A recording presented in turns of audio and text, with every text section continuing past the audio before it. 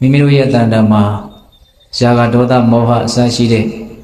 ကိလေသာတရားတွေနဲ့ဆက်ဆက်ပြီးတော့ဖြစ်ပေါ်နေတဲ့အတွေးတွေအဲ့ဒီယုံညံ့တဲ့အတွေးတွေကိုဘယ်ပုံပဲနည်းဖယ်ရှားရမလဲဆိုတာကိုမြတ်စွာဘုရားသင်ကြားပေးထားတဲ့သုတ္တန်တရားဒေသနာတစ်ပုဒ်နော်မြတ်စွာဘုရားကတတ္တဝါတွေရဲ့ပုံမှာကောင်းကျိုးချမ်းသာကိုပြည့်ပြည့်ဝဝရစေဖို့လိုလားတော်မူတာဖြစ်တဲ့အတွက်ကြောင့်ဆင်းရဲဒုက္ခဖြစ်ခြင်းရဲ့အကြောင်းတရားဖြစ်တဲ့အကုသိုလ်တရားတွေကိလေသာတရားတွေကိုဘယ်နည်းနဲ့ပယ်ရှားနိုင်အောင်လုပ်ရမလဲဆိုတာကိုနည်းမျိုးစုံနဲ့မြတ်စွာဘုရားသင်ပေးတယ်ပေါ့နော်အဲ့ဒါကိုပေးတဲ့ပေါင်းတော်ကောင်းတို့နာယူမှတ်သားပြီးတော့ဘဝမှာလက်တွေ့အသုံးချကြည့်ကြရမယ်ပေါ့အဲ့တော့ဦးဇင်းတို့ဒီနေရာမှာဝိတက္ကတန်ဌာနာ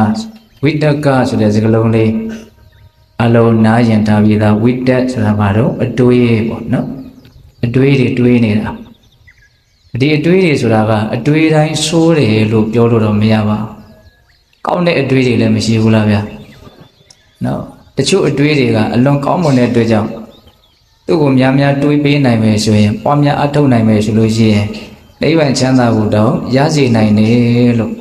အဲ့လိုမြင်မာတဲ့စွမ်းရည်ရှိတဲ့လိုလားအပ်တဲ့အတွေးတွေလည်းရှိတယ်ပေါ့လိုလားအပ်တဲ့အတွေးတွေကဘာလို့ဘလို့အတွေးတွေတော့နိခမဝိတ္တတဲ့ဖျက်မြောက်မှုလွန်မြောက်မှုနဲ့ဆက်ရှင်တဲ့အတွေးပေါ့အကုသိုလ်တရားတွေကနေဘယ်လိုငါထွတ်မြောက်အောင်ကြိုးစားရမလို့ကုသိုလ်ဖြစ်အောင်ဘယ်လိုလုပ်ရမလို့ကုသိုလ်ဖြစ်အောင်လုပ်တယ်ဆိုတာကုသိုလ်ဖြစ်သွားတယ်ဆိုတာကိုကအကုသိုလ်တရားတွေယုံညံ့တဲ့တရားတွေကနေပြီးတော့ထွတ်မြောက်သွားတဲ့သဘောပဲဘယ်လိုကုသိုလ်ဖြစ်အောင်တွေးတယ်ဒါဟာလည်းပဲနိက္ခမဝိတ္တလို့ဆိုရမယ်ပေါ့နော်နောက်ဦးဇင်းတို့ကာမကနေထွတ်မြောက်အောင်ကြိုးစားတယ်ဒုက္ခတွေရဲ့ဖြစ်เสียအကြောင်းတရားဖြစ်တဲ့ဒီဝိတုကာမကိလေသာကာမကလွတ်မြောက်နိုင်အောင်ကြိုးစားတယ်ဆိုတာလေဒါပါလေနိခမဝိတ္တကိုအခြေခံရတာအဲ့ဒီလိုအတွေးမျိုးကြတော့ဒါအလွန်တန်ဖိုးကြီးမားတဲ့အတွေးပဲနောက်ဦးဇင်းတို့အပြာဝါဒဝိတ္တဆိုတာလည်းရှိတယ်တဲ့အပြာဝါဒဝိတ္တဆိုတာမေတ္တာနဲ့ရှင်တဲ့အတွေးနောက်တတ္တဝါတွေရဲ့ပုံမှာကောင်းကျိုးချမ်းသာရစေလိုတဲ့မေတ္တာတက်နဲ့ရှင်တဲ့အတွေးဒီလိုအတွေးတွေကြတော့လည်းပဲအရန်တန်ဖိုးကြီးမားတယ်လို့မဆိုနိုင်ဘူးလားဆိုနိုင်တယ်နောက်ဦးဇင်းတို့အဝိဟိန္ဒဝိတ္တဆိုတာလည်းရှိတယ်တဲ့အဝိဟိန္ဒဝိတ္တဆိုတာကမငြင်းသေးမှုနဲ့ဆက်ရှင်တဲ့အတွေ့တနည်းအားဖြင့်တနာကျင်နာမှုနဲ့ဆက်ရှင်တဲ့အတွေ့တတ္တဝါတွေရဲ့တွေ့ကြုံနေရတဲ့ဆင်းရဲဒုက္ခတွေကလွတ်ကြပါစေဆိုတဲ့ကရုဏာနဲ့ရှင်တဲ့အတွေ့ပေါ့အဲ့ဒီလိုအတွေ့တွေကြတော့လည်းပဲအလွန်မြင့်မြတ်တယ်ပေါ့မြင့်မြတ်တဲ့အတွေ့ကြီးဘယ်နှမျိုးတော့၃မျိုးပေါ့နော်အကြမ်းမြင့်နိခမဝိတ္တအကုသိုလ်ကနေထွတ်မြောက်နိုင်မှုကိလေသာကနေထွတ်မြောက်နိုင်မှုကာမကနေထွတ်မြောက်နိုင်မှုတွေးတဲ့အတွေးဟုတ်လားအပြာပါဒဝိတ္တတတ္တဝါရဲ့ပုံမှာချမ်းသာစီလိုတဲ့မေတ္တာစိတ်နဲ့တွေးတဲ့အတွေးအဝိဟိန္ဒဝိတ္တတတ္တဝါရဲ့ပုံမှာဆင်းရဲဒုက္ခလွတ်မြောက်သွားစီလိုတဲ့တနာကျင်နာမှုနဲ့ပတ်သက်တဲ့အတွေးဆိုတာအဲ့ဒီအတွေးတွေကြတော့ဘာလို့ဖို့လို့တော့မွေးမြူဖို့လိုတယ်ကြီးထွားလာအောင်ကြိုးစားဖို့လိုတယ်ခုဒီနေရာမှာမြတ်စွာဘုရားကဖယ်ရှားဖို့ဟောကြားတဲ့အတွေးတွေကဘလို့အတွေးတွေတော့အဲ့ဒီပါဠိတော်ထဲမှာတော့ယာကဒေါသမောဟနဲ့ဆက်ရှင်တဲ့အတွေ့ယုံညံ့တဲ့အတွေ့လို့အဲ့လိုဟောတယ်။နောက်တချို့ပါဠိတော်ဒေသနာတွေတော်တော်များများထဲမှာတော့ကာမဝိတ္တပြဘာဒဝိတ္တဝိဟိန္ဒဝိတ္တလို့မကောင်းတဲ့အတွေ့၃မျိုးကိုအဲ့လိုဖော်ပြတာလည်းရှိတယ်။အဲ့ဒီဖော်ပြချက်ကတော့နေရာတော်တော်များများမှာတွေ့ရတယ်ပေါ့နော်။ကာမဝိတ္တဆိုတာဘာတော့ကာမဂုဏ်အာယုန်နဲ့ပတ်သက်တဲ့အတွေ့ကြည်လိုစိတ်မြင်လိုစိတ်နဲ့တွေးနေတာကြားခြင်းစိတ်နားထောင်လိုစိတ်နဲ့တွေးနေတာနမ်းရှူခြင်းစိတ်စားတောက်ခြင်းစိတ်တွေးထိခြင်းစိတ်တွေနဲ့တွေးနေတာဒါကိုဘာလို့ခေါ်တော့ကာမဝိတ္တဟုတ်လားနောက်ဗျာပါဒဝိတ္တတဲ့သူတော်ဘာရဲ့ပုံမှာစိတ်တိုင်းမချမှုမကျေနပ်မှုတွေ့ကြုံလာတဲ့အာယုန်တွေနဲ့ပတ်သက်ပြီးတော့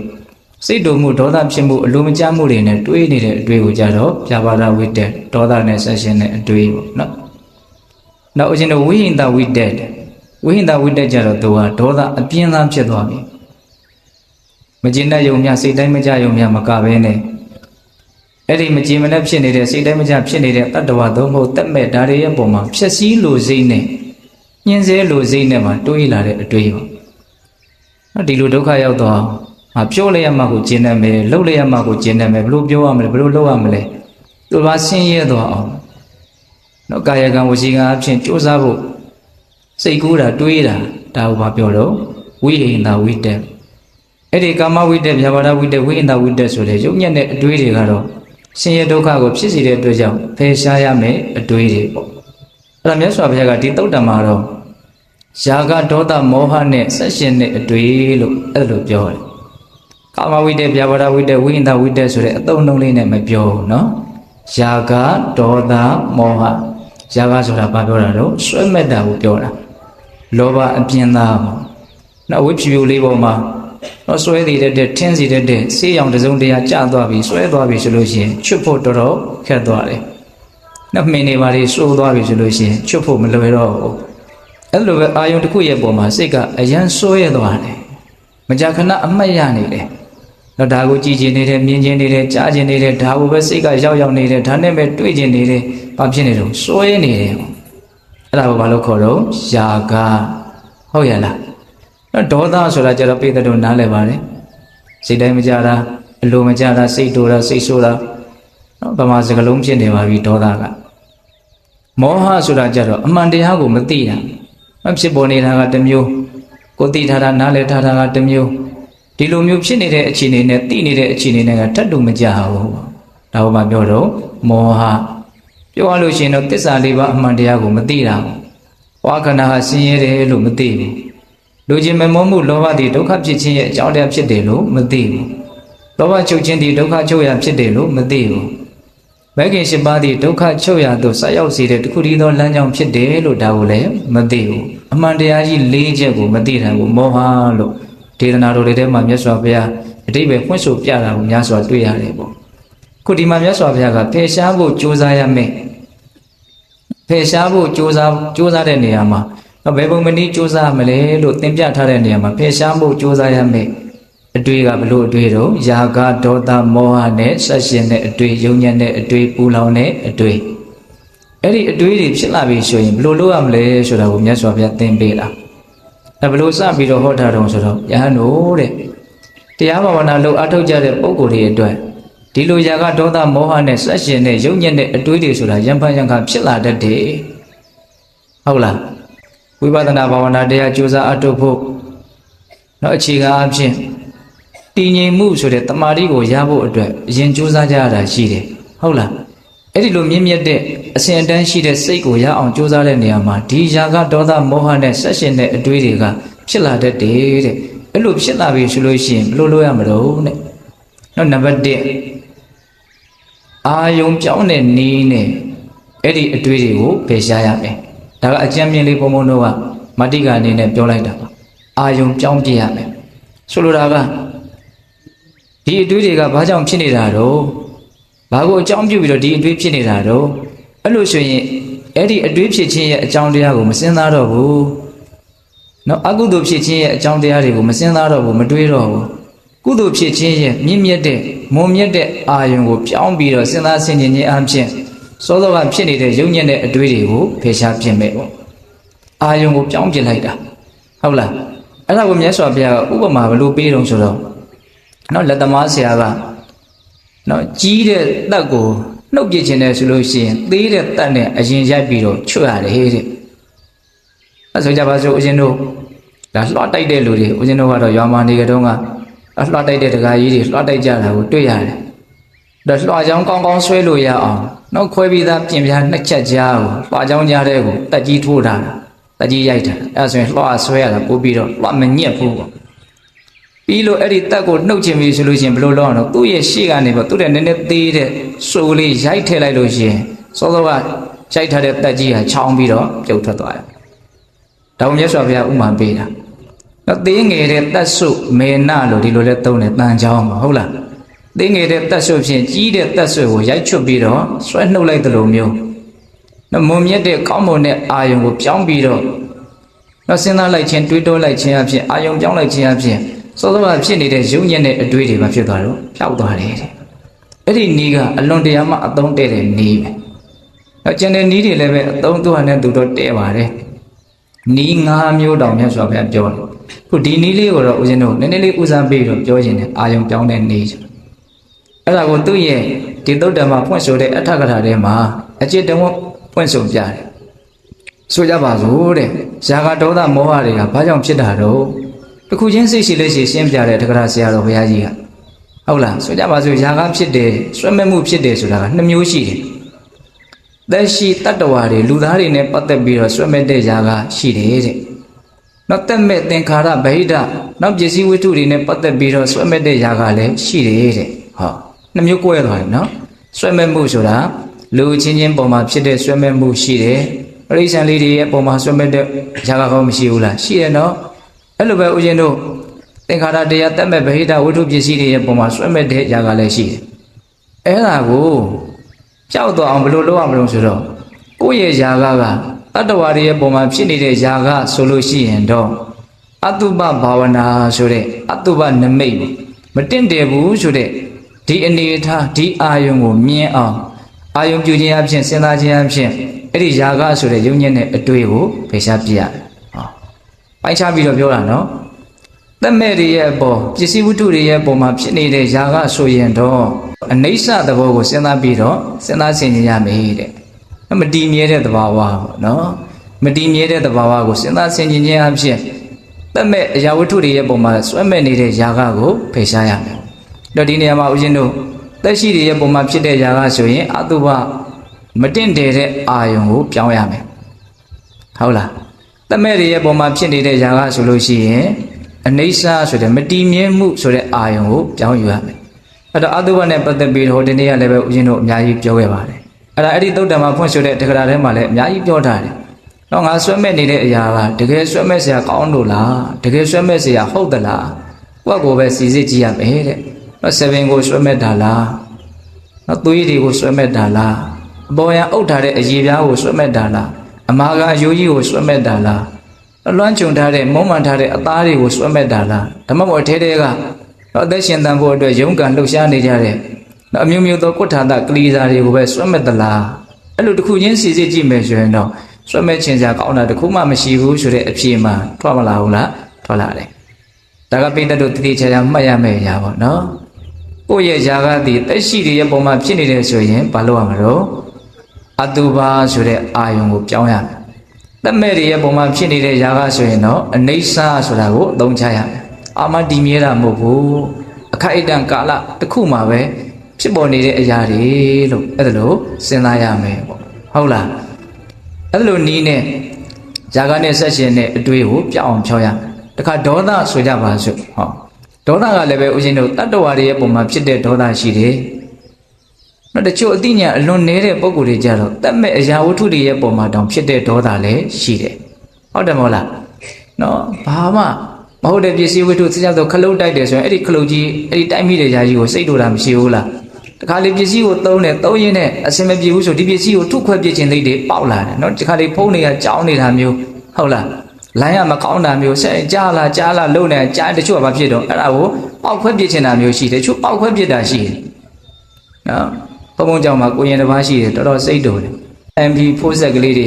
MP3 လေးဆိုသူ့ဒီဆိုအကောင့်တစ်ခုမှမရှိဘူးနည်းနည်းလောက်ကိုယ်ကဖြစ်တာနဲ့အထုပလိုက်ပြီသူကဒါဘာဖြစ်တာတော့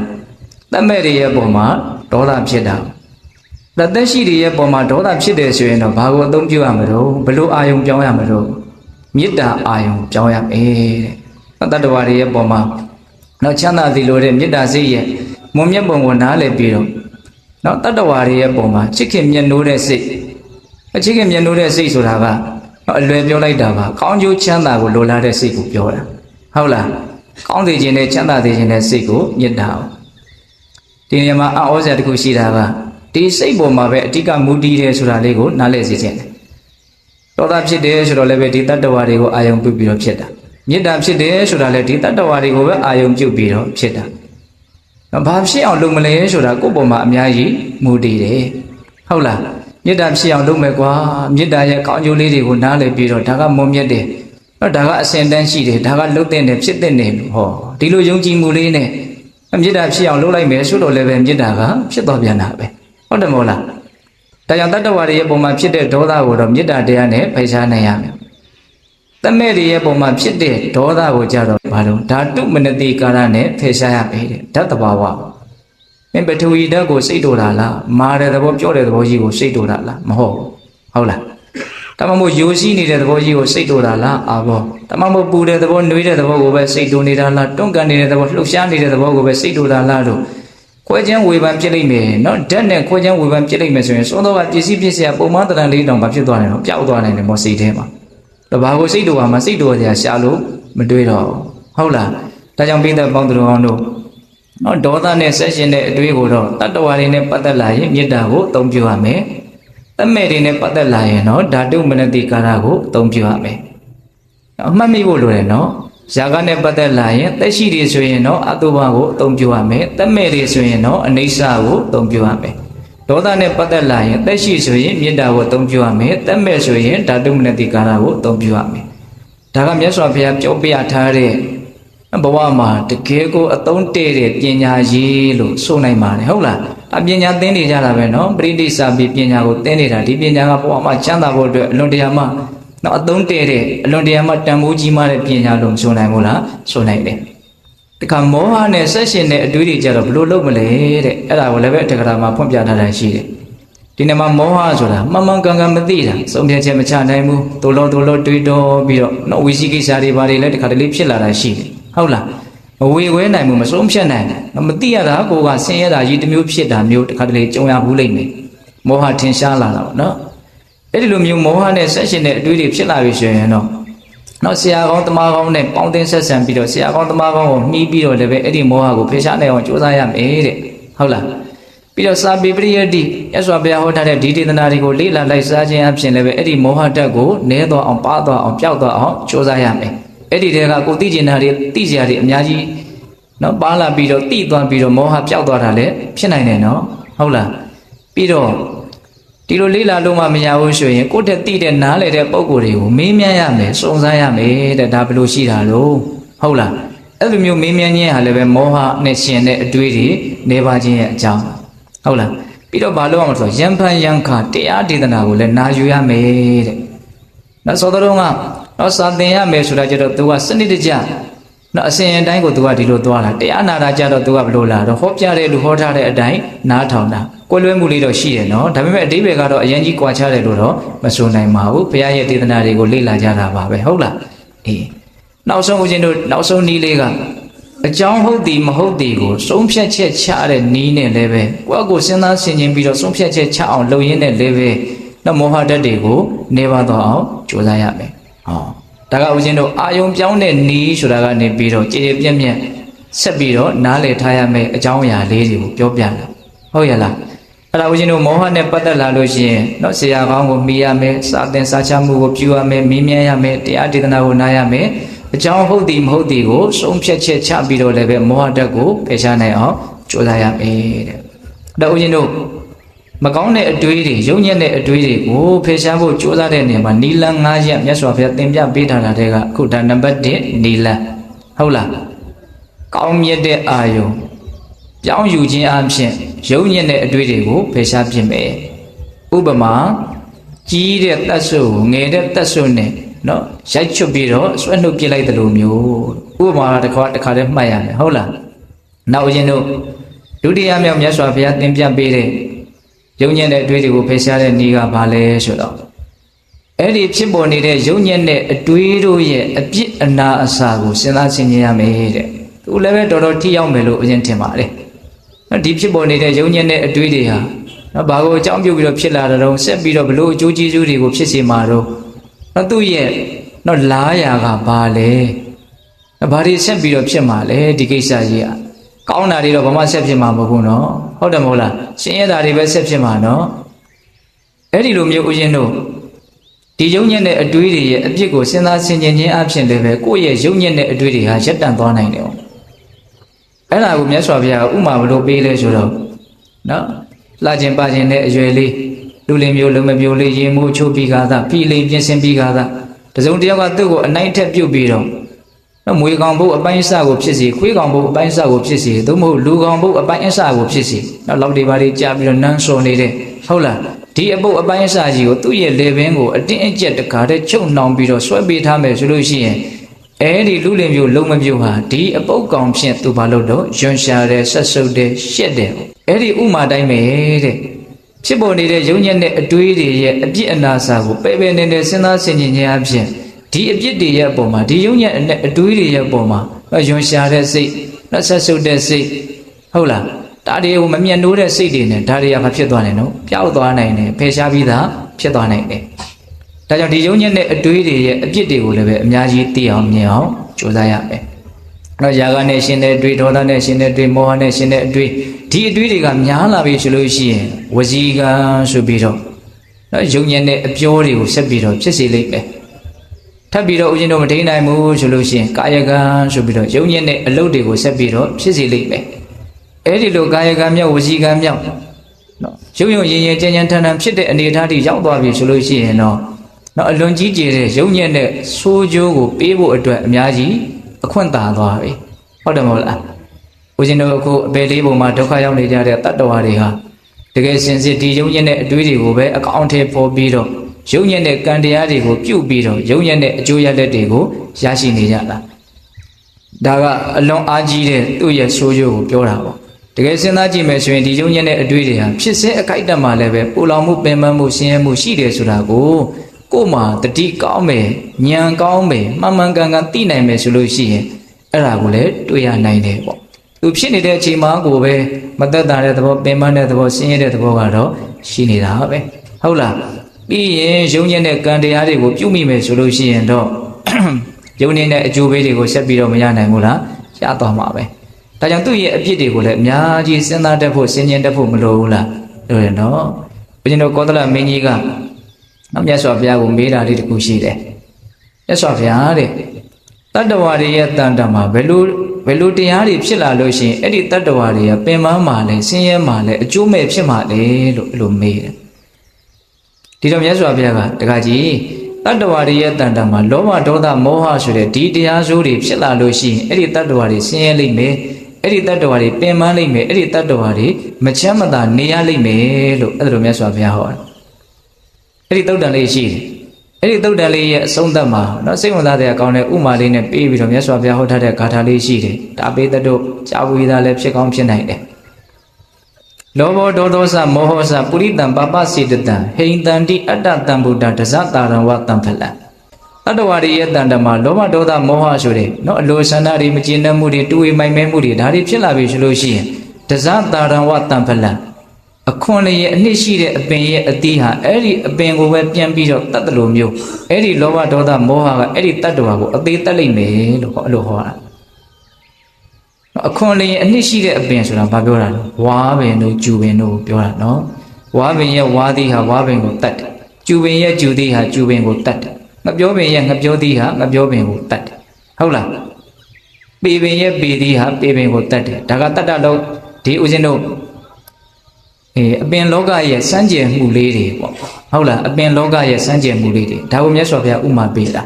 အခွန်လျင်အနှစ်ရှိတဲ့အပင်ရဲ့အသီးဟာအဲ့ဒီအပင်ကိုပြန်ပြီးတော့တတ်တယ်လို့မျိုးလောဘဒေါသမောဟဖြစ်လာပြီဆိုရင်အဲ့ဒီလောဘဒေါသမောဟတွေတတ္တဝါကိုအကျိုးမဲ့ဖြင့်ပျက်စီးအောင်ဖျက်ဆီးလိုက်မယ်ဒါကိုတတ်တယ်လို့မြတ်စွာဘုရားအဲ့လိုသုံးနှုန်းပြီးတော့ဟောတာဟုတ်လားအဲ့ဒါလေးကိုပဲယူပြီးတော့ဦးဇင်းတို့ကျူတီဝါတီသုံးဖို့လောဘဒေါသမောဟဆိုပြီးတော့နောက်တစ်ချိန်တုန်းကဟောခဲ့တဲ့တရားသုံးဖို့ကိုပြန်ပြီးတော့စာအုပ်လေးပေါင်းထုတ်ထားတာတောင်ရှိတယ်ဟုတ်လားတော့ပြောချင်တာကဘာတော့တိတော်မူမြင်တော်မူတဲ့မြတ်စွာဘုရားရှင်ကိုရမြတ်ကြီးကဒီမကောင်းတဲ့ယုံညံ့တဲ့စိတ်တွေဒီအတွေးတွေဟာတတ္တဝါတွေကိုဘယ်လောက်အထိဆင်းရဲဒုက္ခဖြစ်သွားစေနိုင်တယ်ဆိုတာကိုသိနိုင်တယ်မြင်နိုင်တယ်သိလို့မြင်လို့လည်းပဲသိမြင်သိအားလို့ဆိုတာဟောခဲ့တယ်ပြောခဲ့တယ်ပေါ့သို့တော့ခက်နေတာကဒကာဓမ္မတို့ဦးဇင်းတို့တွေကတခါတလေတချို့စကလုံးတွေကကြားယုံမဲ့ကြားလိုက်တာတကယ်မသိဘူးဟုတ်လားဒါဦးဇင်းတို့လည်းဒီတိုင်းပဲအဲ့ဒါကိုကိုယ်တိုင်ခံစားရတယ်တချို့ဟာကြားယုံမဲ့ကြားလိုက်တာကြားတော့ကြားလိုက်တယ်ဒါပေမဲ့နဲ့တကယ်သိသွားတာမဟုတ်ဘူးသိတော့သိတယ်လို့ပဲဟုတ်လားဒါပေမဲ့ထပ်ပြီးတော့သိဖို့လိုသေးတယ်ထပ်ပြီးတော့နဲ့ဘယ်အတိုင်းတာထိသိရအောင်မလဲတော့မသိဘူးဆိုတာမျိုးတွေတောင်ရှိတယ်ဟုတ်လားဒါကြောင့်အသိတို့ရဲ့နော်သဘာဝလည်းပဲအလွန်တရာမှနဲ့နေတဲ့သဘောရှိတယ်နော်ကိုယ့်ကိုယ်တော့တခါလေးသိတယ်လို့ထင်တာပဲနောက်တစ်ချိန်ကျတော့အဲ့ဒါတည်းပို့ပြီးတော့လေးနဲ့သိလာပြီဆိုတော့မှဩငကိုယ်တော့ကသိခဲ့တာကနော်အလွန်အပေါ်ရန်ဆံပါလားလို့သိရတာမျိုးလည်းရှိသေးတယ်ဟုတ်လားအဲ့ဒါကိုထောက်ဆသောအဖြစ်နောက်ထပ်တိသွားကြရည်အများကြီးရှိနိုင်တယ်ဆိုတာကိုနားလည်ရမယ်သဘောပေါက်ရဲ့လားအေး ဒါကြောင့်လောဘဒေါသမောဟဆိုတဲ့ဒီယုံညံ့တဲ့အတွေးတို့ရဲ့နော်ဆိုးရတဲ့အကျိုးရလဒ်တွေကိုသိဖို့မြင်ဖို့အတွက်နော်ဒေသနာတွေကိုလည်းအများကြီးလေ့လာရမယ်လိုက်စားရမယ်နော်သူတော်ကောင်းတွေပြောထားတာတွေကိုလည်းအများကြီးမှတ်သားထားရမယ်တခါတလေမှတ်သားမှုမရှိတဲ့အတွက်ကြောင့်ကြားတော့ကြားခဲ့ဘူးတယ်ဒါပေမဲ့ပြန်ပြီးတော့စဉ်းစားရမရှိဘာလို့လဲမှတ်မထားပဲကိုဟုတ်လားပြန်ပြီးတော့စဉ်းစားရမရှိဘူးနော်တွေးကြည့်ခြင်းလိုက်တာကိုင်လောဘဒေါသမောဟကဘယ်လိုဒုက္ခတွေဖြစ်စေတာတော့ကိုင်စဉ်းစားတာစောက်တဲ့ကိုမင်းချရည်တဲ့ဒီလောဘဒေါသမောဟကဘယ်လိုမကောင်းတာတော့လို့ချရင်ဒကမာကြီးများဘယ်နှမျက်နှာလောက်ရေးနိုင်လဲစကားအနေနဲ့ပြောပါဆိုရင်ဘယ်နှခွန်းလောက်မြန်ပြောနိုင်မလဲဒီပြင်အကြောင်းအရာတွေကိုတော့အများကြီးပြောနိုင်လိမ့်မယ်နော်ဘာလို့အများကြီးပြောနိုင်လဲအများကြီးမှတ်ထားတာကိုဒီပြင်အကြောင်းအရာတွေဟုတ်လားလောဘဒေါသမောဟရဲ့နော်အပြစ်အနာစာကိုကြတော့အများကြီးမှတ်သားဖို့ထားတာသိပြီးတော့မရှိတချို့ဟာတွေကြားတော့ကြားဖို့ခဲ့တယ်အလွန်တန်ဖိုးရှိတဲ့တချို့ဟာတွေကြားဖို့ခဲ့တယ်ဒါပေမဲ့ကိုယ့်ရဲ့မှတ်သားမှုမရှိတဲ့အတွက်ကြောင့်သိသိမှုမရှိတဲ့အတွက်ကြောင့်ကိုညံပြင်းမှုကြောင့်အသုံးချမယ်ဆိုတော့ကောက်ကင်တရားမရှိတော့ရှာတော့ရှာခဲ့တယ်သိမထားမိဘူးဟောအော်စရာပဲနော်ပါလေရှာတော့ရှာခဲ့တယ်တချို့ပတ်စံတွေဘာတွေအများကြီးရှာတယ်စုတောင်းစောင်းထားတာမရှိဘူးအရေးကြုံရင်ဘာအသုံးစရာမရှိဘူးနောက်တချို့ပစ္စည်းပြရစီအများကြီးသူတို့ရှာနိုင်တယ်ပွေနိုင်တယ်ဒါပေမဲ့သုံးအောင်ဆိုပြီးတော့စုဆောင်သိသိထားတာမရှိတဲ့အတွက်ကြောင့်အရေးကြုံလာရင်သုံးစရာမရှိဘူးဒါကြောင့်ဘ ഹു တုတ္တတွေအများကြီးရှိဖို့လိုတယ်ပေါ့နော်ဒေသနာနဲ့ပတ်သက်ပြီးတော့အဲ့ဒါပြောချင်တာကဘာလဲလောဘဒေါသမောဟနဲ့ဆက်ရှင်တဲ့အတွေးရဲ့အပြစ်ကိုစဉ်းစားဆင်ခြင်ခြင်းသည်လည်းပဲလောဘဒေါသမောဟကိုဖယ်ရှားနိုင်ခြင်းရဲ့အကြောင်းတရားအဲ့ဒီအပြစ်ကိုဆင်ခြင်တတ်ဖို့ဆိုတာလည်းပဲအဲ့ဒီအပြစ်တွေကိုကိုကအများကြီးနားလည်ထားဖို့လိုတယ်ကိုတွေ့အနေနဲ့လည်းနားလည်ထားဖို့လိုတယ်ဒါကတော့နော်အယံတတိကောင်းတဲ့လူတွေမှာပဲလွယ်ကူမယ်လို့ထင်တယ်နော်လောဘဒေါသမောဟဖြစ်တိုင်းကိုဘလို့ခံစားရတော့ဘလို့ဒီမှားတတ်တော့ပြီးရင်ဘာတွေဆက်ဖြစ်တော့အဲ့ဒါတွေကိုနားလည်မှာတိတ်တော့မလွယ်ဘူးလို့ထင်တယ်နော်ဟုတ်လားအဲ့တော့ကိုတွေရောစာတွေရောအများကြီးနားလည်ပြီးတော့စဉ်းစားဆင်ခြင်မယ်ဆိုလို့ရှိရင်အဲ့ဒီလောဘဒေါသမောဟရဲ့ပုံမှာနောက်လှခြင်းပခြင်းနဲ့လူလင်မျိုးလုံမပြိုလေးနောက်အပုပ်ဆက်အမျိုးမျိုးလည်းဘင်းကိုဆွဲပေးတာကိုခံရတယ်လို့မျိုးနော်ဒီလောဘဒေါသမောဟဖြစ်ရတာကိုရှက်တယ်ကြောက်တယ်ဒါကြီးကိုမလိုချင်မှုမရချင်မှုဆက်ဆုပ်တယ်ဆိုတဲ့အဆင့်ထိကြောက်သွားမယ်ဆိုရင်အဲ့ဒီလောဘဒေါသမောဟနဲ့ဆက်ရှင်တဲ့အတွေ့ကိုမလုပ်နိုင်ပြီတော့ဖယ်ရှားနိုင်မယ်ပေါ့ဒါကဒုတိယမြောက်အသုံးချရမယ်နီလန်ဟုတ်လားနောက်တတိယမြောက်အသုံးချရမယ်နီလန်မြတ်စွာဘုရားဘာသင်ပေးထားတော့တဲ့နော်အဲ့လိုမျိုးဦးဇင်းတို့အာယုန်ကြီးပြောင်းလည်းပဲလောဘဒေါသမောဟနဲ့ကျင်တဲ့အတွေ့တွေကဖြစ်နေတာပဲဖြစ်တဲ့တယ်နော်ဒီခါလေးနော်အခုပြောသလိုအပြစ်တွေဆင်ခြင်လည်းပဲဟာဒါကြီးကဆက်ပြီးတော့ဖြစ်နေတော့မယ်မပေးနိုင်ဘူးဆိုရင်ဘာဆက်လုပ်မလဲတဲ့အဲ့ဒီလိုဆက်ဆက်မှုနဲ့ဟောတာပါမြတ်စွာဘုရားသောတပန်ဤတွေနဲ့အသုံးချပြီးတော့ကြိုးစားကြည့်တယ်နော်လောဘဒေါသနဲ့ဆက်ရှင်တဲ့အတွေ့ကတွေးနေတော့မယ်ဆိုရင်ဘာဆက်လုပ်မလဲတဲ့အဲ့လိုဆိုလို့ရှိရင်တဲ့အဲ့ဒီလောဘဒေါသမောဟဖြစ်เสียအကြောင်းတရားတွေကိုမကြံစီပဲနဲ့မစင်သားပဲနဲ့နှလုံးမသွင်းပဲနဲ့မအောင်မိပဲနဲ့မေ့ပြောက်ထားလိုက်ပါတဲ့ဟုတ်လားသူ့ကိုမစင်သားနဲ့လုံးမလို့မေ့ထားအောင်ကြိုးစားလိုက်နော်အဲ့ဒါကိုမြတ်စွာဘုရားဥမာဘလို့ပေးတယ်ထင်တော့မမြင်ရင်ဘူးဆိုရင်တဲ့မျက်နှာလွှဲထားလိုက်ပေါ့တဲ့ဟုတ်လားမျက်နှာလွှဲလို့မှမရဘူးဆိုရင်ကင်မျက်လုံးကိုမှိတ်ထားလိုက်တဲ့ဥဒါဥမာလေးကိုရန်သဘောကျတယ်ဟုတ်လားတော့ဒါကြီးကိုမြင်ရလို့ဒုက္ခဖြစ်နေတယ်ဆိုကင်မမြင်ရင်ဘူးဆိုလွှဲထားလိုက်ရသားပဲဟုတ်တယ်မဟုတ်လားကိုမျက်နှာလွှဲထားလိုက်မယ်ဆိုရင်မမြင်ရဘူးပေါ့မျက်နှာလွှဲထားတာကိုပဲမြင်ရတော့ဆိုရင်လည်းလှုပ်လို့ရသေးတယ်ဘာဆက်လို့မလို့မျက်စိမိတ်ထားလိုက်ပေါ့အဲ့ဒီဥမာတိုင်းပဲတဲ့ຢာကဒေါသမောဟဖြစ်လာတယ်အကြောင်းရှိလို့ဖြစ်တာနောက်တစ်ခုခုကိုအခြေခံပြီးတော့တွေးနေလို့စဉ်းစားနေလို့ဖြစ်နေတာပဲတကယ်တမ်းကဟုတ်လားအဲ့ဒီဖြစ်ခြင်းရဲ့အကြောင်းတရားကိုဘာမလုပ်ရဘူးလို့မအောင်မေ့ရဘူးမစဉ်းစားရဘူးမစင်ကြင်ရဘူးတဲ့မေ့ထားလိုက်မအောင်မေ့နဲ့နှလုံးမသွင်းနဲ့အဲ့ဒါဆိုလို့ရှိရင်အဲ့ဒီလောဘဒေါသမောဟဆက်ရှင်တဲ့အတွေ့တွေမဖြစ်သွားတယ်ပျောက်သွားနိုင်တယ်တဲ့ဒါလည်းပဲအသုံးပြုရမယ့်နည်းလမ်းတစ်ခုနော်ပေးတဲ့ဥမာလေးကိုလည်းမမေ့စေချင်ဘူးဟုတ်လားမမြင်ရင်မျက်နှာလွှဲထားလိုက်မရသေးဘူးဆိုရင်မျက်စိမိတ်ထားလိုက်တဲ့အဲ့ဒီဥမာနဲ့ပြောတာနော်မြတ်စွာဘုရားကဟုတ်လားဒါကဦးဇင်းတို့သုံးခုမြောက်အသုံးပြုရမယ်နည်းလမ်းနော်ကိုယ်မှဘယ်လိုနည်းလမ်းနဲ့ကိုက်ညီပြီးတော့ဘယ်လိုလေးအဝင်ခွန်ညာဖြစ်သွားမလဲဆိုတာတော့တယောက်နဲ့တယောက်မတူနိုင်ဘူးပေါ့တယောက်တည်းမှာတော့မှအခြေအနေမျိုးမျိုးပါမူတည်ပြီးတော့လည်းမတူနိုင်ဘူးပေါ့ဒီတစ်ခါမှဒီနည်းလေးကအသုံးတဲ့လို့နောက်တစ်ခါမှနောက်နည်းလေးကလည်းအသုံးတဲ့ခြင်းတက်သွားနိုင်တာပဲလေဒါကြောင့်နည်းမျိုးစုံကိုတော့မှတ်ထားဖို့မလိုဘူးလာ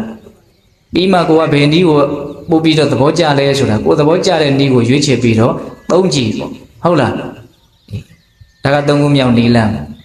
နောက်လေးခုမြောက်နည်းလမ်းကျတော့မြတ်စွာဘုရားဘာပြောတော့နော်လေးခုမြောက်နည်းလမ်းလေးကနည်းနည်းလေးပြောတယ်ရှိတယ်ဒီຢာကဒေါသမောဟနဲ့ဆက်ရှင်တဲ့အတွေ့တွေတွေးလာပြီဆိုရင် အဲ့ဒီအတွေးရဲ့မူလအကြောင်းတရားကိုလိုက်ပြီးတော့စုံစမ်းကြည့်ပါတဲ့ဒီအတွေးကဘာကြောင့်တွေးတာတော့ဒီမူလအတွေးရဲ့မူလအကြောင်းတရားကဘာလဲဘာကိုအခြေခံပြီးတော့ဒီဟာတွေဖြစ်နေတာလဲအဲ့ဒါကိုဆက်ပြီးတော့အကြောင်းကိုဆက်ပြီးတော့ရှားကြည့်ပါတဲ့အဲ့ဒါဆိုလို့ရှိရင်စောစောကဖြစ်နေတဲ့ຢာကဒေါသမောဟနဲ့ဆက်ရှင်တဲ့အတွေ့ရက်သွားလိမ့်မယ်တဲ့။ဒါဆိုရပါစို့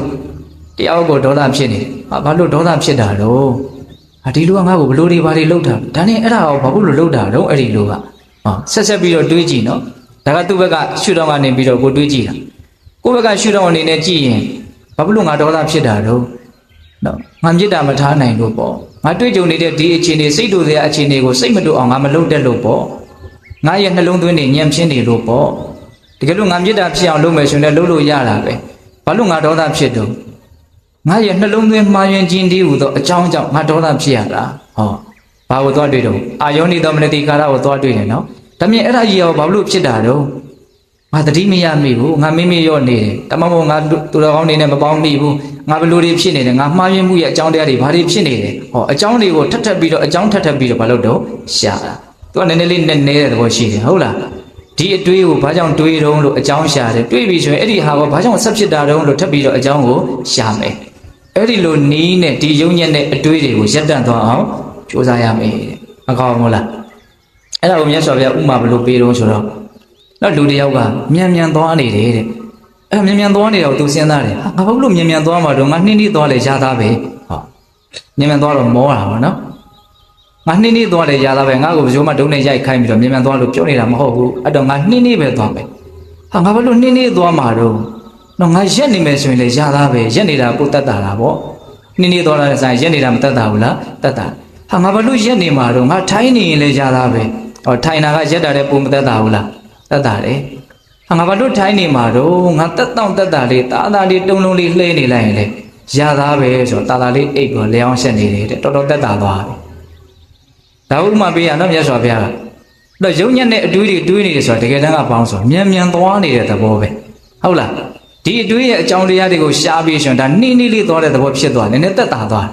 ဘာကြောင့်ဒီအတွေးတွေဖြစ်လာလဲလို့အကြောင်းတရားကိုရှားပြီးတော့အဲ့ဒီအကြောင်းတရားကိုပေးနိုင်မယ်ဆိုလို့ရှိရင် तू ရက်တန့်သွားပြီပြီးရင်ပေးနိုင်မယ်ဆို तू ထိုင်သွားပြီပြီးရင် तू လျောင်းဆက်သွားပြီဒါကအထက်ကရာထဲမှာပြတတ်တဲ့နှိုင်းရှင်ထားတဲ့ဥမာဥမေယဆက်ပြီးတော့ပြောထားတာလေးကိုပြောတာပါ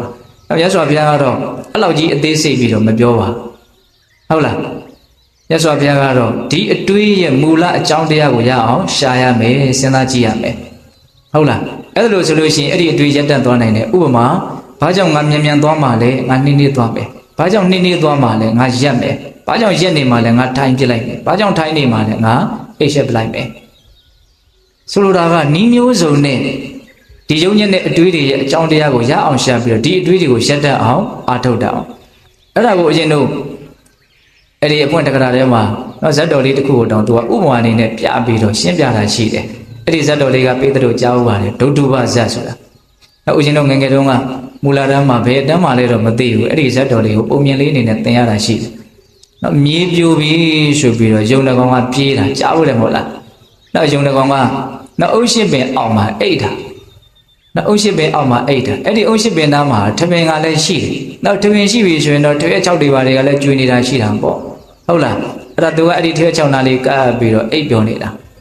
အဲ့ဒီလိုကောင်းကောင်းနှိမ့်ချအိတ်နေတော့မှာပဲနောက်အုပ်ရှိပင်ဘောကအုပ်ရှိသေးကအဲ့ဒီထွေး6ဘောကိုကျွေကြတယ်ဘုံမနိုင်တိုင်းကနေဖြစ်သွားမှာပေါ့နော်ဒုဒုပဆိုတဲ့အတန်ကြားတယ်နော်ဒုံဒုံဆိုတဲ့အတန်ကြားလိုက်တယ်ဆိုတဲ့သဘောပါအဲ့ဒီအတန်ကြားလိုက်တာနဲ့လန့်လို့ပြီးတော့တခါတည်းထပြေးတော့တာပဲသူကငိုတော့ကစဉ်းစားနေတာဘလို့စဉ်းစားနေတာတော့ငါမြည်မြန်းပြိုရင်ဘယ်မြန်းပြေးရပါမလို့သူကစဉ်းစားနေဟုတ်လားအဲ့လိုစဉ်းစားနေတော့ကိုအဲ့ဒီအတန်ကြီးကကြားလိုက်တာတိုက်ဆိုင်မှုပေါ့နော်အဲ့ဒီလိုအတန်ကြားတာကသူစဉ်းစားနေတော့ကြီးကိုနော်သူငိုတော့ကစဉ်းစားခဲ့တဲ့အခြေအနေရှိတယ်နော်အဲ့ဒီအချိန်မှာအိပ်ပျော်နေတော့မှာပဲအဲ့ဒီအတန်ကြားလိုက်တော့တခါတည်းမြည်ပြိုပါပြီဆိုပြီးတော့ထပြေးအဲ့ဒီလိုပြေးတဲ့ခါကျတော့တမင်နေနဲ့တွေ့တော့ဘာလို့ပြေးတာတော့မေးတယ်တဲ့တမင်နေဟာမြေပြိုပြီမင်းတို့မသိဘူးလားပြေးကြဆိုတော့ဟိုကောင်တွေကလည်းနော်ဘူရဝါဒနဲ့ပြေးဟာသူတို့ပြေးကြတာကိုကြည့်ပြီးတော့တောဝက်တွေကလည်းပဲဘာလို့ပြေးတာလဲမြေပြိုပြီဆိုတော့ဟိုးနဲ့ပြေးတော့အုပ်စုကြီးဖြစ်သွားတယ်အုပ်စုကြီးဖြစ်တော့နောက်ထပ်မြင်းတဲ့ကောင်တွေဘာလို့ပြေးတော့မြေပြိုတယ်အုပ်စုလိုက်ပြောတယ်ဆိုတော့ကျန်တဲ့လူကလည်းယုံတယ်ပေါ့နော်ကျန်တဲ့တတ္တဝါတွေ လောကကြီးကလည်းဒီသဘောတော့ရှိတာအမှန်ပဲတယောက်ကဖွာလိုက်ပြီဆိုရင်နောက်ကလူတွေကဟုတ်လုံးလို့တခါတည်းရှောက်ပြီးတော့ယုံရတာနော်ကောလဟလဆိုတာအဲ့ဒါပေါ့နော်အသိဉာဏ်လုံးနဲ့မိုက်မဲတဲ့လူတွေပဲများတဲ့အတွက်ကြောင့်စုသန်းဆင်ခြင်မှုအားနည်းတဲ့လူတွေပဲများတဲ့အတွက်ကြောင့်လောကကြီးကလှုပ်စေခြင်းနဲ့ဆိုရင်တော့နော်အကြံစီနဲ့တကယ်ကိုပဲလှုပ်အောင်လုပ်မယ်ဆိုရင်တော့လှုပ်သွားတာအမှန်ပဲနော်တချို့စိတ်တဲ့ဉာဏ်ဖြစ်တဲ့လူတွေနော်ရုပ်မှာကောက်ကျစ်တဲ့လူတွေကအဲ့ဒီအချက်ကိုနားလည်ပြီးတော့လှုပ်ကြတာတွေရှိတယ်အားရဖြစ်တဲ့လူတွေကဘာဖြစ်ကုန်လှုပ်ကုန်ရောဟုတ်လားကိုလည်းပဲပြေးတာနော်အဲ့လိုနဲ့ပြေးရင်နောက်ကြားတွေပြေးတယ်ဆင်းတွေပြေးတယ်အကုန်လုံးပြေးကြတယ်ပြေးတော့မှအဲ့ဒါဘုရားလုံးကဘာဖြစ်နေတာတော့နော်ချင်းသိမင်းဖြစ်နေအဘလို့ပြေးကြတာတော့ဝေယုံသုံးကနဲ့ပြေးနေအဲ့ဒီမှာဟိန်းဟောင်းလိုက်မှအကုန်ရက်သွားတာအဲ့တော့မင်းတို့ဘာလို့ပြေးကြတာတော့မြေပြိုလို့တယ်ဘယ်သူပြောတော့ကြားတွေကိုမေးတော့ဆင်းနေရပြောတယ်ဟောလိုက်ပြီးတော့စုံစမ်းတာနော်ခုနကတော့အကြောင်းရှာတာကိုဥမာပေးတာဟုတ်လားဆင်းတွေကိုမေးတော့ဘယ်သူကပြောတော့နော်ကျွဲတွေကပြောတယ်ကျွဲတွေကိုမေးတော့ဘယ်သူကပြောဝက်တွေကပြောတယ်အဲ့ဒါကလိုက်သွားတာနောက်ဆုံးပဲရောက်သွားတယ်ယုံတွေရောက်သွားတယ်မင်းဘယ်သူကပြောတော့ကျွန်တော်ကိုယ်တိုင်ကြားခဲ့တာသူကိုယ်တိုင်ကိုကြားခဲ့တာမင်းဘယ်နာကြားခဲ့တာတော့ဟာသူအုပ်ရှိပေအောင်မှာအိတ်နေတာအဲ့ဆိုငါလိုက်ပြတန်းဆိုတော့မပြရဲဘူးတဲ့အဲ့ဒီပြိုတဲ့နေရာကြီး तू မပြရဲဘူးမလာပါဆိုတော့ तू ချော့မော့ပြီးတော့ခေါ်သွားတာဟိုကျမှ तू အိတ်နေတဲ့နေရာရောက်တော့မှနော်ထွေး6ပုံမှာအုပ်ရှိသေးကိုတွေ့ရတယ်အဲ့ဒီဇက်တော်လေးကိုအဲ့ဒီမှာပြထားတယ်နော်အကြောင်းရှာတာပါနော်ဒီအတွေးတွေဘာကြောင့်ဖြစ်တာလဲလို့ဒီအတွေးတွေးရခြင်းရဲ့အကြောင်းတရားကိုဆင်ကဲလိုက်ပြီးတော့ရှာသွားတာဟုတ်လားအဲ့ဒီဇက်တော်လေးနဲ့အဝင်ဝင်ညဖြစ်လို့အဲ့ဒီအဖွင့်တက္ကရာမှာအဲ့ဒါလေးကိုပြောထားတာဟုတ်ရဲ့လားဒါကြောင့်ဒကာဓမ္မတို့ဦးဇင်းတို့ရဲ့ယုံညံ့တဲ့အတွေးတွေဖြစ်လာပြီဆိုရင်ဒီအတွေးတွေဘာကြောင့်ဖြစ်တော့ဒါကြောင့်ဖြစ်တယ်ဟုတ်ပြီအဲ့ဆိုရင်အဲ့ဒါကဘာကြောင့်ဖြစ်တော့ဆက်ပြီးတော့ဘာလို့မလို့ရှာပါအဲ့ဒါလိုတွေးလိုက်တာနဲ့ကိုပဲစောစောကယုံညံ့တဲ့အတွေးကဘာဖြစ်သွားတော့အခါပြတ်သွားတယ်နော်သူတွေးချိန်ဆက်တွေးချိန်မရဟုတ်တယ်မဟုတ်လားဒါကြောင့်အဲ့ဒီနီးလေးလည်းပဲပိဿပေါင်းတို့ကောင်တို့ဦးဇင်းတို့သုံးကြည့်ဖို့မလိုဘူးလားလိုတယ်ငါဘာကြောင့်မြန်သွားမှာတော့နှင်းသွားမှာပေါ့ဘာကြောင့်ရက်နေမှာတော့ငါထိုင်လိုက်မှာပေါ့ဘာကြောင့်ထိုင်မှာတော့ငါတက်တာဆုံးဖြစ်တဲ့ဣရိယာပုနဲ့ငါအိတ်နေလိုက်မှာပေါ့ဟောဒီဥမာလေးလည်းမကောင်းဘူးလားကောင်းတယ်နော်၄ခုရှိသွားပြီဟုတ်လားနောက်၅ခုမြောက်မိမိတို့ရဲ့ယုံညံ့တဲ့အတွေးတွေကိုဘယ်လိုခွာမလဲအဲ့ဒီလိုစောစောကနီလန်း၄ရက်နဲ့ကြိုးစားခဲ့တဲ့အထုတ်ခဲ့တဲ့သို့တော့ရက်တဲ့အခါရက်ပြီးတော့ခဏနေတော့ဒီအတွေးတွေကပြန်ဖြစ်လာပြန်တယ်ဆိုရင်နောက်ထပ်သုံးကြည့်စရာနီလန်းတစ်ခုအဲ့ဒါကကျတော့မြတ်စွာဘုရားဘယ်လိုဟောပြတော့ဆိုတော့အန်ကြည့်ပြီးတော့တောက်ခောက်ပြီးတော့စိတ်ကိုစိတ်နဲ့ပင်မအောင်ဖိနှိပ်ပြီးတော့ကြိုးစားလိုက်ပါတဲ့နော်အန်ကြည့်တာကိုမြတ်စွာဘုရားဘယ်လိုဟောတော့ဆိုတော့နောက်အပေါ်သွားဖို့အောက်သွားဖြင့်ပင့်ထောက်ရင်နော်တောက်ခောက်တာကိုနော်ရှာကိုလှိပ်ပြီးတော့အာကောင်ကိုထောက်ပြီးတော့အဲ့ဒါမလုပ်တာတောက်ခောက်တာကိုပြောတာနော်ဟုတ်လားအဲ့လိုမျိုးဦးဇင်းတို့စိတ်ကိုစိတ်နဲ့ဖိနှိပ်တယ်စိတ်ကိုစိတ်ဖြင့်ပင်ပန်းစေတယ်ဘာဘူးလို့မရရမှာတော့ကိုလုံနေကြကမ္မထအာယုံတစ်ခုကိုဆွဲဆွဲမြဲမြဲနော်စိတ်ကိုပင်ပန်းအောင်လုပ်ပလိုက်တာဘယ်လိုနည်းနဲ့လုပ်ပလိုက်ငါမဖြစ်ဖြစ်အောင်လုပ်မယ်မရရအောင်လုပ်မယ်ဟုတ်လားကောင်းတဲ့ဘက်မှာတင်းပြလိုက်တာဘယ်ဘက်မှာတင်းတယ်ကောင်းတဲ့ဘက်မှာတင်းလိုက်တာ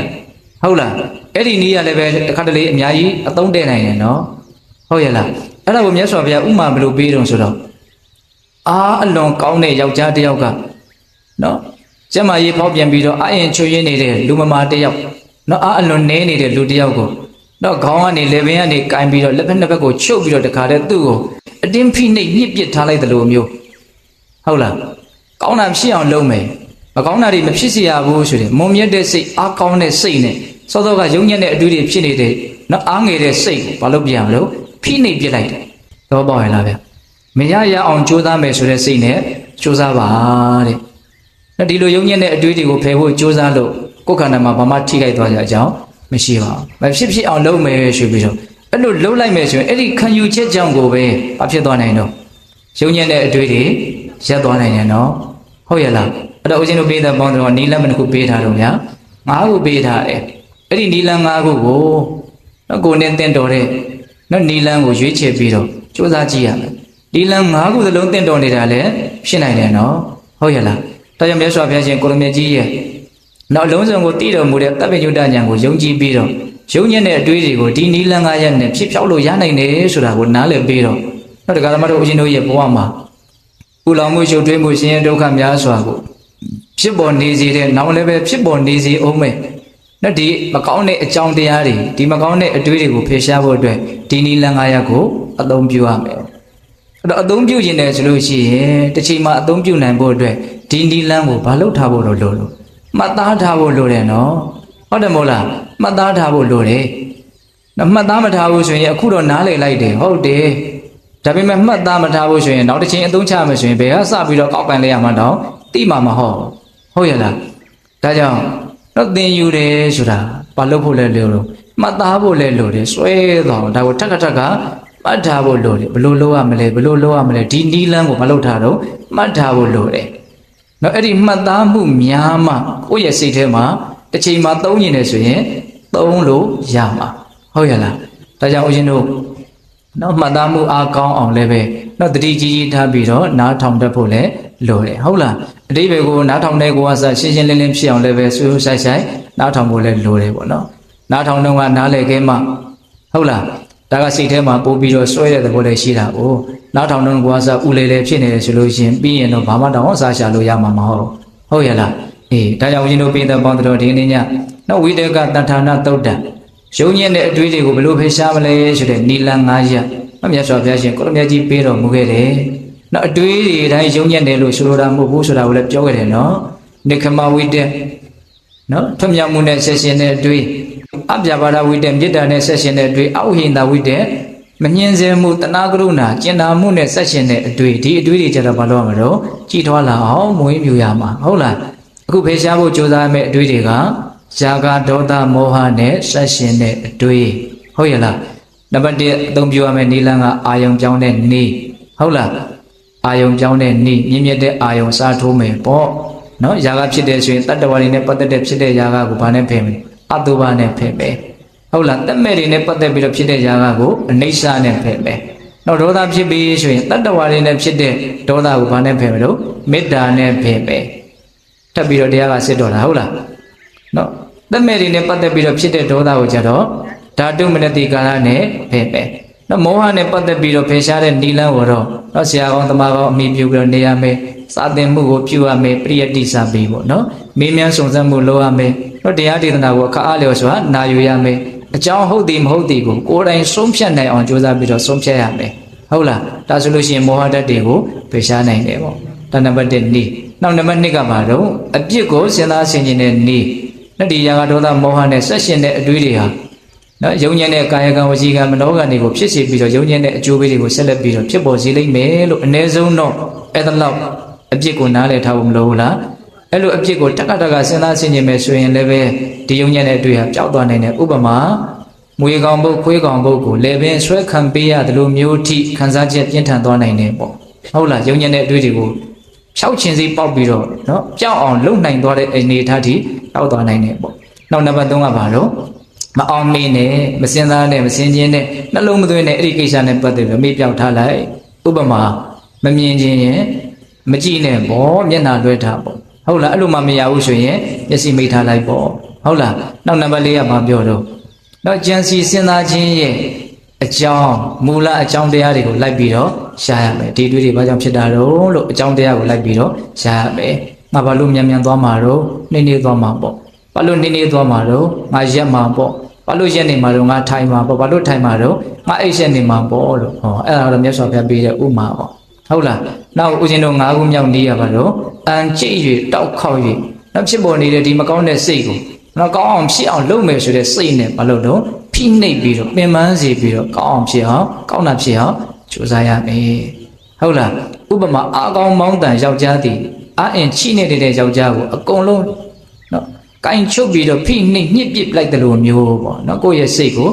ကိုယ့်ရဲ့စိတ်နဲ့ပဲဘာလို့အောင်တော့ပြန်ပြီးတော့ဖိနှိပ်ရမယ်လို့အဲ့လိုပြောတာဟုတ်လားဒါကြောင့်ပြည်သက်ပေါင်းတော်ကဒီနီလန်း9ရပ်ကိုမှတ်သားပြီးတော့နော်လက်တွေ့အသုံးချမယ်ဆိုတဲ့စိတ်ကလေးနဲ့မှတ်သားမယ်ဆိုရင်တော့ပို့ပြီးတော့မှတ်သားနိုင်တယ်ပေါ့မှတ်မိနိုင်တယ်ပေါ့နော်အေးဒါကြောင့်ဒီကနေ့ညဝိတကတဏ္ဍာနာသုတ်တံကိုနာယူကြည်ညိုခဲ့ကြတယ်